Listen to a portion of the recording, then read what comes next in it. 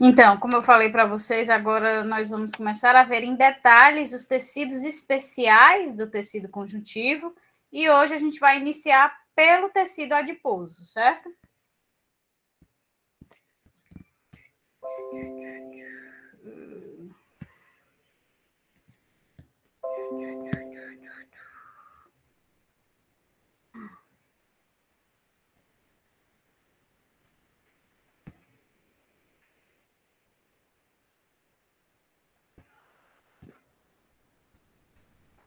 Pessoal, só uma coisa, eu acho que naquela hora que eu tive que reiniciar o molde no início da outra aula, existe a probabilidade da aula gravada ter ido para o e-mail de algum de vocês. Porque como eu saí da reunião, porque desligou a internet, aí ele tende a enviar o link da aula, a aula para o e-mail da segunda pessoa que entrou na reunião. Então, se vocês receberem algum e-mail com a aula e tudo mais, me encaminhem, por favor. Depois chequem quem foi a primeira a entrar na sala, só para ver, porque até agora eu não recebi nada e normalmente eu já recebo de imediato. Então, acho que foi para algum de vocês. Então, vamos lá. Voltando aqui, tecido adiposo, certo? Oxi.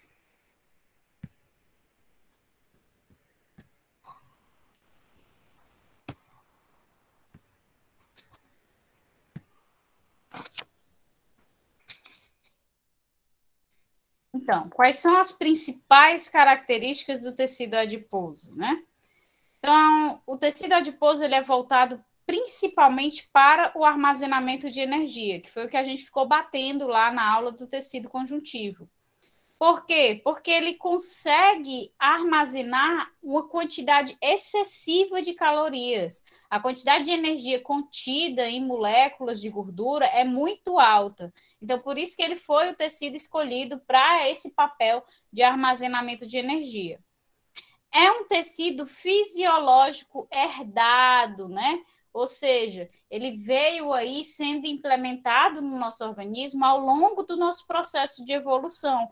Por quê? Devido às nossas necessidades passadas. Quando a gente era aí nos primórdios, né, da vida, a gente não tinha a disponibilidade de alimentos que nós temos hoje. Espera aí, que eu escutei. Não está apresentando, verdade.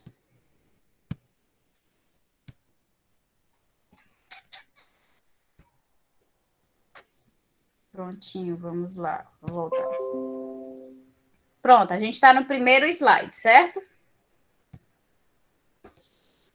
Então, nos tempos primitivos, a gente não tinha a disponibilidade de comida que a gente tem hoje em dia.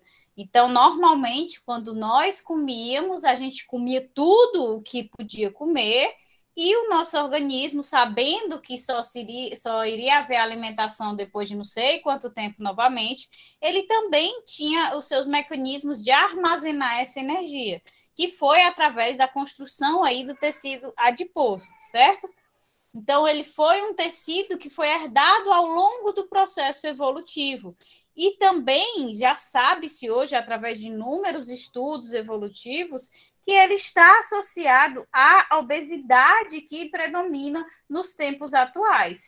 Porque, independente, né, de nós comermos quantidades assim muito altas de calorias todos os dias, além disso, o nosso organismo ainda permanece com a mesma característica dos organismos primitivos, de armazenar, de guardar energia, porque não se sabe quando vai se alimentar novamente. Então, a obesidade também está associada a esse fator evolutivo, né? Do corpo querer guardar energia, querer armazenar alimento e energia, porque acha que pode ser que em determinado momento não tenha mais disponível. Então, isso ele foi mantido no nosso código genético, essa característica, certo? como a gente viu, é um tecido conjuntivo, né? E suas células são os adipócitos, que são provenientes aí do mesênquima, né? Das células mesenquimatosas que têm origem no folheto embrionário do mesoderma. Os seus adipócitos maduros não sofrem mitose e, normalmente, os adultos só têm adipócitos maduros, né? A gente vai ver que existem algumas poucas exceções que existem, são chamados pré-adipócitos, mas os adipócitos maduros são aqueles que não sofrem a mitose, que são os predominantes nas pessoas adultas. Eles apenas aumentam de tamanho. Então, quer dizer que quando eu estou engordando, professora, eu não estou multiplicando os meus adipócitos. Não, você está crescendo os adipócitos que você já tem. Então, ele vai aumentando a inclusão de gordura, né? Que a gente viu naquela imagem, que a célula é uma grande gotícula de gordura que empurra o núcleo, empurra as organelas para a extremidade. Então, ele vai crescendo essa gotícula de gordura, vai crescendo o adipócito, certo? Não é que a gente vai, à medida que a gente vai comendo, multiplicando os adipócitos. Não, nós vamos fazendo-os crescer, certo? Isso é acumular a gordura dentro dessas células. Eles podem reduzir de tamanho, que é o processo justamente de emagrecimento. Então, o processo de emagrecimento, você não remove os seus adipócitos, você vai diminuindo a sua ingesta de calorias, consequentemente, a sua reserva energética vai diminuindo e a inclusão de gordura dentro dos adipócitos vai diminuindo de tamanho, então eles vão secando, certo? É um tecido que é a exceção, né, do tecido conjuntivo, que possui pouca matriz extracelular. É dessa matriz extracelular que existe a predominância da existência de fibras reticulares de colágeno do tipo 3, certo? E ele vai formar hipoderme ou panículo adiposo, que é uma estrutura vascularizada e inervada que fica ali abaixo da derme. Então, quando vocês forem estudar o tecido tegumentar, o sistema tegumentar, né? Vocês vão ver que a pele ela vai ser formada pela epiderme, que é um tecido epitelial, pela derme, que vocês viram, que é o tecido conjuntivo propriamente dito frouxo, especificamente a derme na camada papilar, não é isso?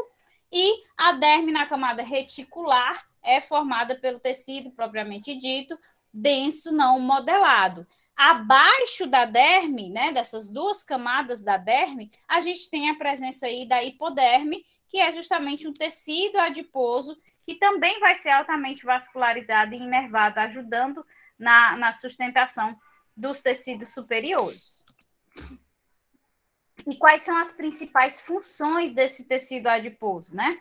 Então, a principal, sem dúvida, é o armazenamento de energia na forma aí dos triglicerídeos, né? São aquelas estruturas que têm o glicerol ligado a 3 ácidos graxos que consegue reter uma quantidade muito grande de energia em uma única molécula. É justamente essa função de armazenar energia que está associada à capacidade de hibernação de algumas espécies, os ursos, algumas espécies de esquilos e etc., que conseguem passar um inverno inteiro retido dentro de suas cavernas, de suas tocas, e mantém-se dormindo, né? E o metabolismo das células é sustentado por essa energia metabólica que foi armazenada aí na forma dos triglicerídeos no tecido adiposo.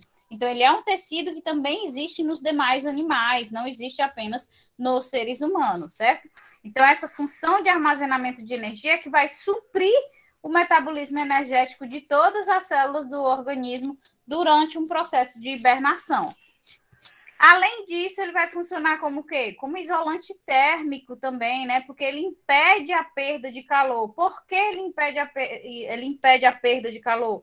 Porque ele tem um elevado calor específico. A gordura possui um elevado calor específico. Então, ela não tem capacidade de perder calor facilmente para o ambiente, independente desse ambiente estar muito frio, né? Como a gente vê os ursos polares e etc., eles se mantêm aquecidos pela sua camada de gordura, que ela impede que com seu elevado calor específico, né, ele impede a saída do calor para o ambiente, ou seja, o organismo não perde calor para o meio, então ele se mantém aquecido, certo?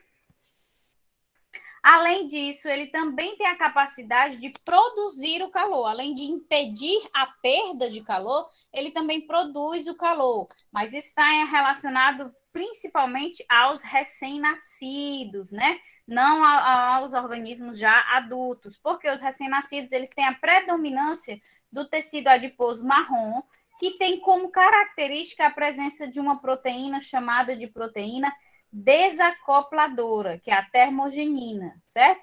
Essa proteína, ela pega a energia, né, metabólica e faz a liberação dessa energia, em vez de forma de ATP, né, que é a molécula energética de troca do organismo, ele libera na forma de calor.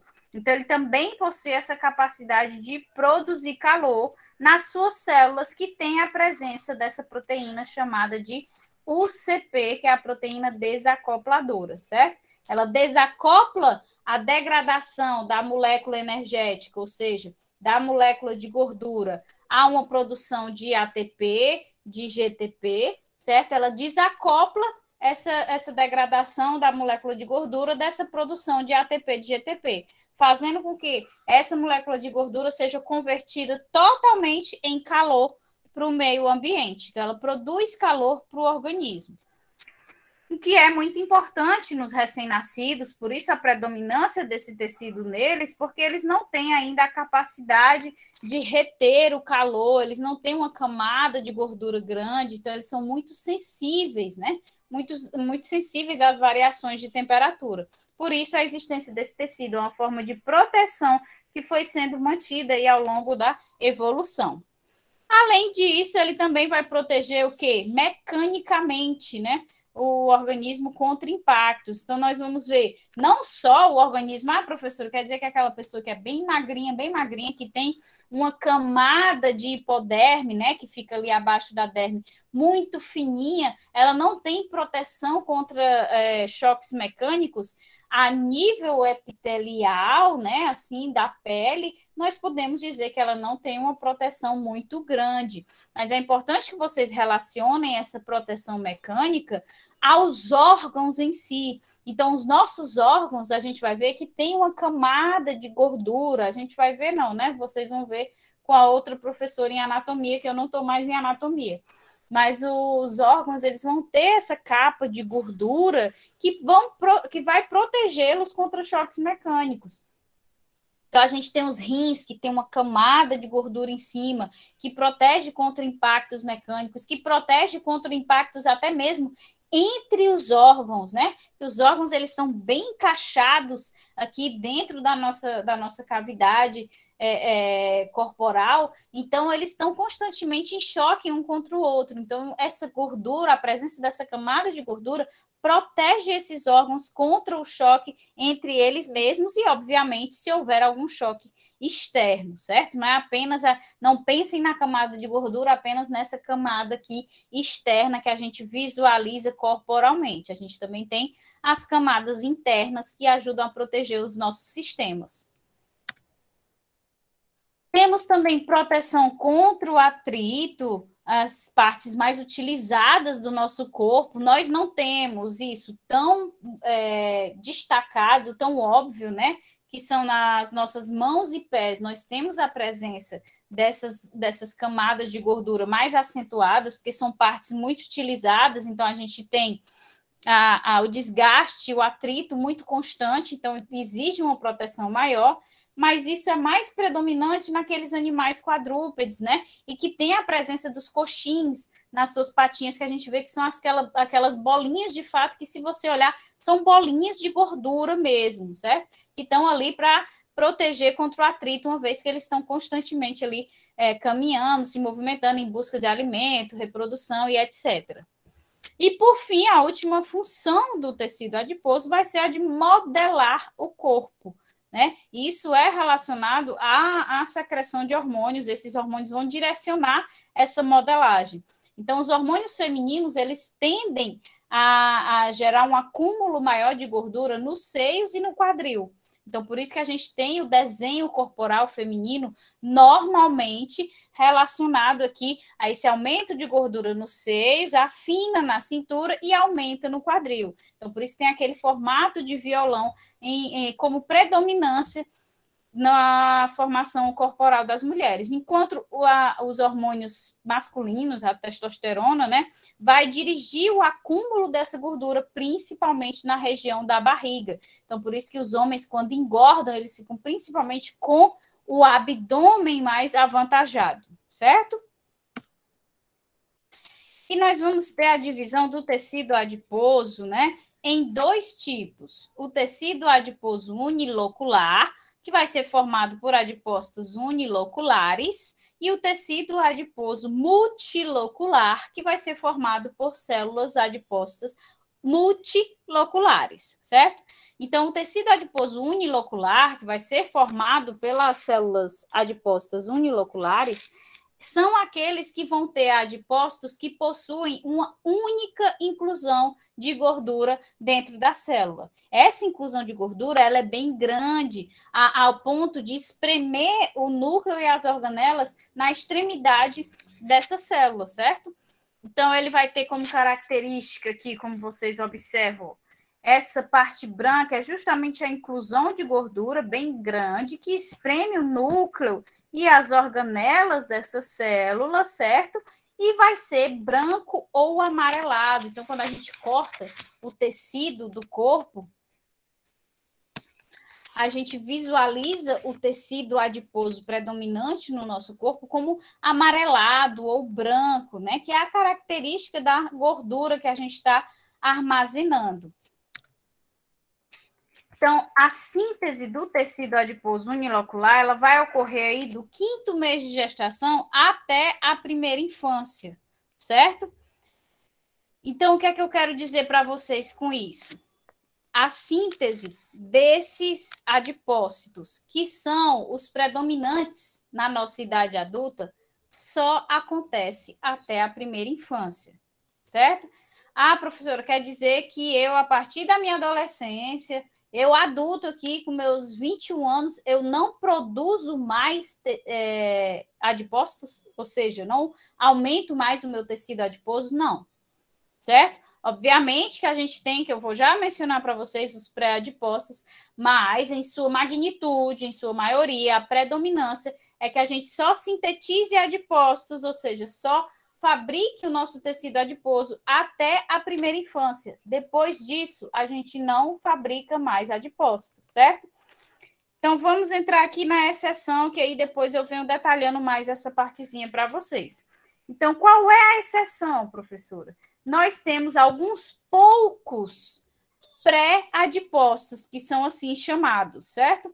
Que podem sofrer mitose em adultos. Então, eu mencionei para vocês, lá no começo, como característica do tecido adiposo, que os adipócitos, eles não sofrem mitose, não é? Quando eu estou engordando, eu não estou multiplicando meus adipócitos, eu estou apenas fazendo-os crescer, né? Aumentando a inclusão de gordura. Por que que eu disse isso? Para que vocês saibam aqui que os nossos adipócitos, eles só são sintetizados até a primeira infância. Então, a gente não vai ter multiplicação desses adipócitos. Existe exceção? Existe. Nós temos no nosso organismo algumas poucas células de adipócitos que são chamadas de pré-adipócitos que podem sofrer mitose em adultos. É importante que vocês saibam que essa mitose, ou seja, essa multiplicação, não é uma multiplicação extrema.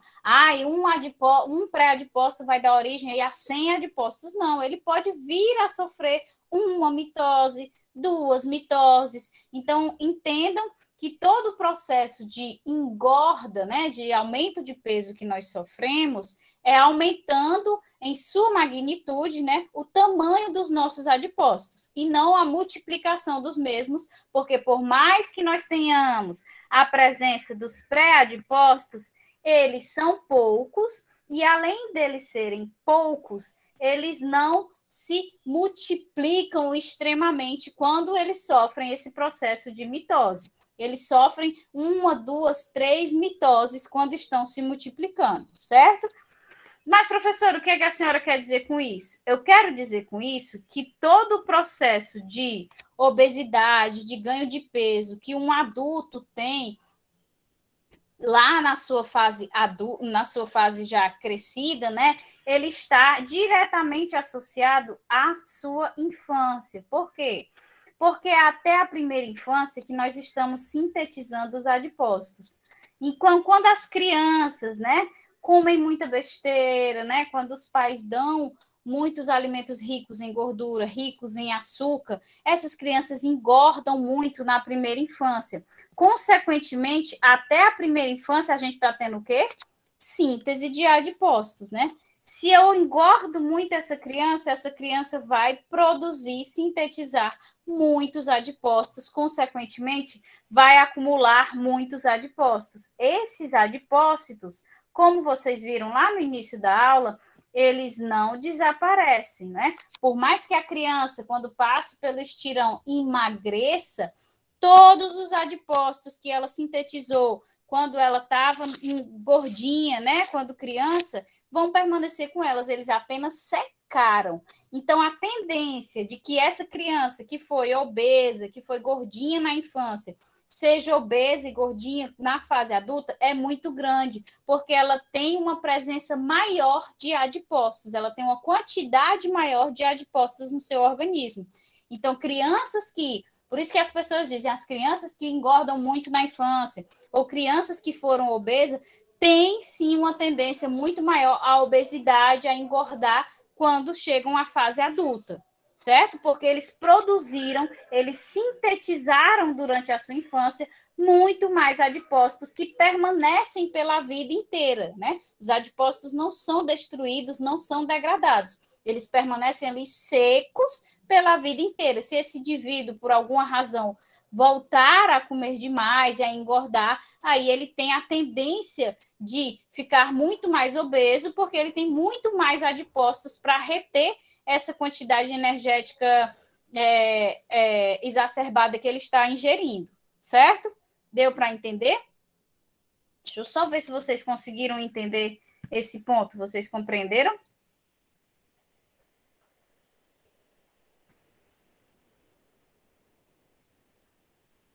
Pronto. E aqui a gente entra em outro ponto, né? Você disse que quando a gente... Eu disse para vocês que quando a gente emagrece, nós não perdemos os nossos adipócitos, né? Eles secam. Mas existe uma maneira da gente retirar esses adipócitos, que é justamente o quê? O processo de lipoaspiração, né? Quando você faz a lipoaspiração, eles vão com aquela cânula lá, sugando o seu tecido adiposo. Consequentemente, eles estão sugando o quê? As suas células de gordura, né? Então, eles estão tirando os adipócitos. E os adipócitos, eles são sintetizados na fase adulta? Não, são sintetizados na fase adulta, não é verdade? Eles são sintetizados até a primeira infância. Então, quando você retira esses adipócitos ali da região abdominal, você consegue gerar um emagrecimento da pessoa, tanto pela remoção física da gordura que estava incluída dentro dessas células de adipócitos, como também você favorece que essa pessoa não engorde depois, porque ela não tem os adipócitos para acumular gordura dentro. E aí, o que é que acontece com a pessoa que faz a lipoaspiração e depois começa a engordar de novo? Ela começa a engordar onde? Engorda os braços, seios, né? No caso das mulheres, engorda o quadril, as coxas, o rosto, mas a região da barriga permanece fina. Por quê? Porque ela perdeu os seus adipócitos no processo de lipoaspiração. Então, a gente sabe que aquela pessoa voltou a engordar, porque ela está inchada em todo o restante do corpo, mas a barriga dela permanece relativamente magra. Por quê? Porque ela não tem os adipócitos naquele local para acumular gordura. Ah, professora, quer dizer então que quem faz lipoaspiração nunca mais vai engordar na barriga? Não. Primeiro, por quê?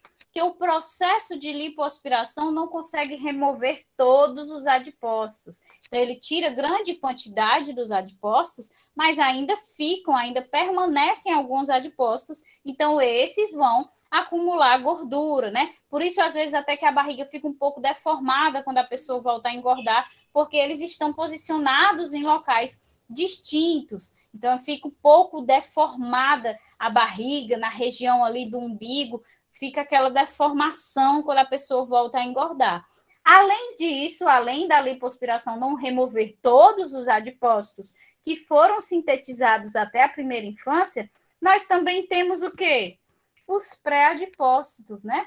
Então, se essa pessoa volta a engordar muito, os pré-adipócitos podem sofrer o processo de mitose, se multiplicando e dando origem a novos adipócitos, né? E esses novos adipócitos vão fazer aí o processo de acumulação dessa gordura, ok? Então, esse tecido unilocular é ele quem está relacionado às principais funções do tecido adiposo que nós vimos. Então, armazenar energia está relacionada ao tecido unilocular, porque é ele que vai guardar aquela gordura, né, aquela inclusão de gordura que pode ser mobilizada quando o corpo precisa de energia. Vai ser ele também que, através desse empacotamento dessas células de adipócitos, contendo essas inclusões de gordura tão grandes, vai gerar essa capa que vai proteger contra a perda de calor devido à gordura ter um alto calor específico. Vai ser ele que vai estar relacionado por esse empacotamento, né, por formar essa capa, ao preenchimento de tecidos, ao isolante térmico, como eu já falei, evitando a perda de calor, e pela formação dessa capa, desse tecido, vai proteger mecanicamente o organismo. E aqui mais uma curiosidade para a gente finalizar o tecido unilocular, é que esse tecido, ele está relacionado também à dificuldade do organismo da gente se inserir de fato em uma dieta, né? A gente sempre começa uma dieta bem, aí chega um dia que dá um desespero, uma loucura, e a gente precisa comer e a gente acaba desistindo, né? Isso acontece por quê? Porque o nosso organismo constantemente, certo? Ele está sintetizando essas substâncias aqui chamadas de leptinas e lipases. Essas substâncias são responsáveis por enviar sinais de fome constante para o organismo. Essas substâncias passaram a ser sintetizadas lá nos tempos primitivos, certo? Então, eles sempre enviaram esse sinal para que nos nossos antepassados, né, no momento em que eles tivessem qualquer contato com uma fonte de alimento, que eles a ingerissem, para não perder a oportunidade. Então, a gente secreta alguns hormônios, e esses hormônios, eles têm o papel de armazenar energia. Por quê? Esses hormônios induzem a síntese dessas duas proteínas aqui, as leptinas e as lipases. Então, essas duas proteínas que mandam esse sinal de fome constante. Então, o nosso corpo entende o tempo inteiro que a gente precisa armazenar energia, que nós precisamos guardar energia. Então, quando ele vê que a gente está... Gente, só um minuto. Eu acho que não tem ninguém com o bebê e eu acho que ele acordou. Só um segundo, volto já, tá?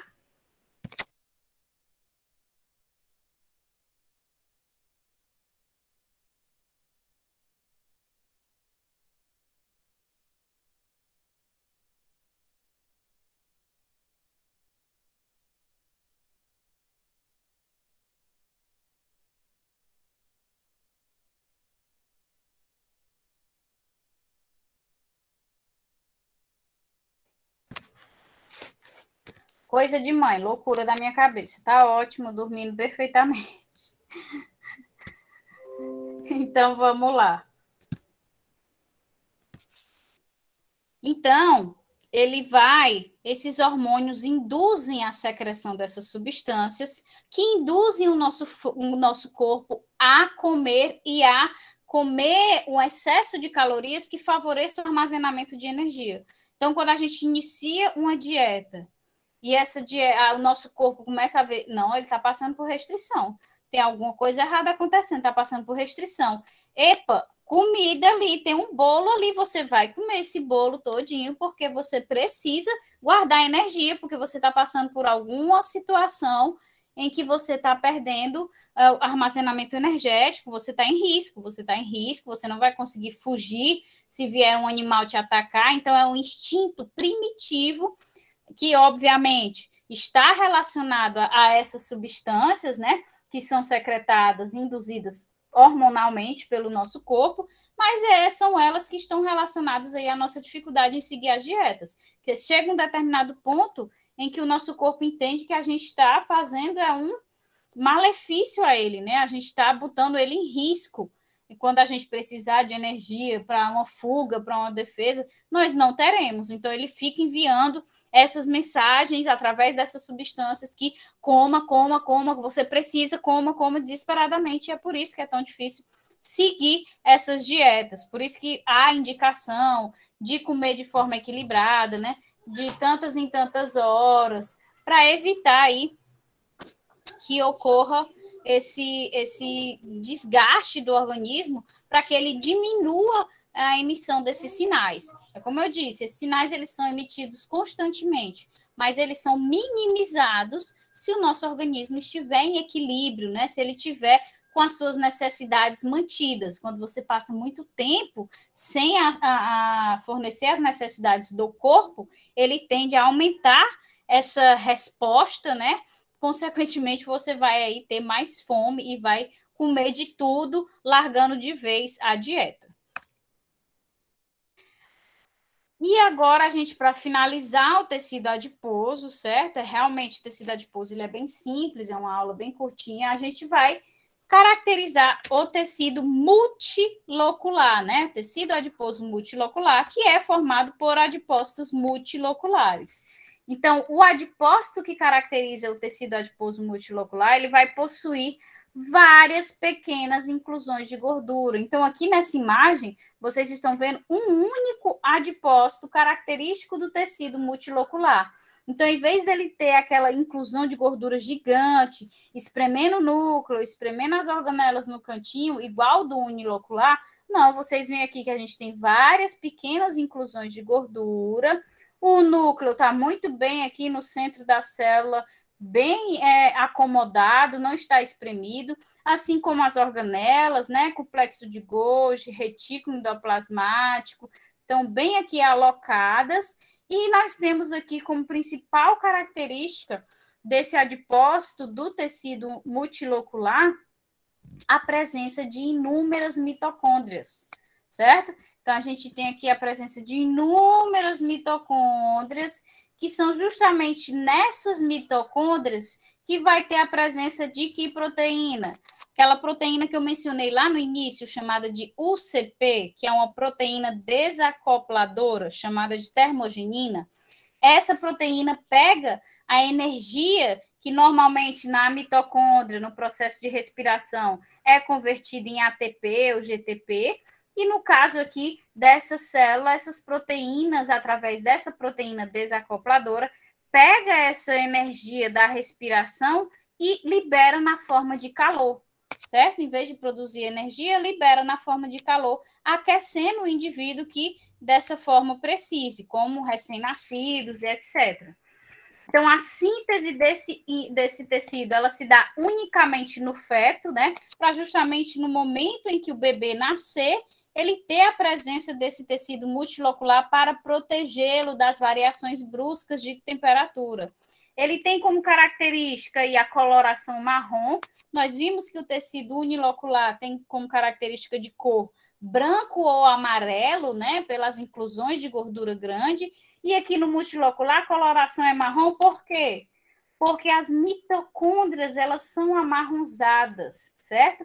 Então, olha a quantidade de mitocôndrias que a gente tem presentes dentro de um adipócito do tecido multilocular. São muitas, né? Então, são elas que conferem a esse tecido essa coloração amarronzada.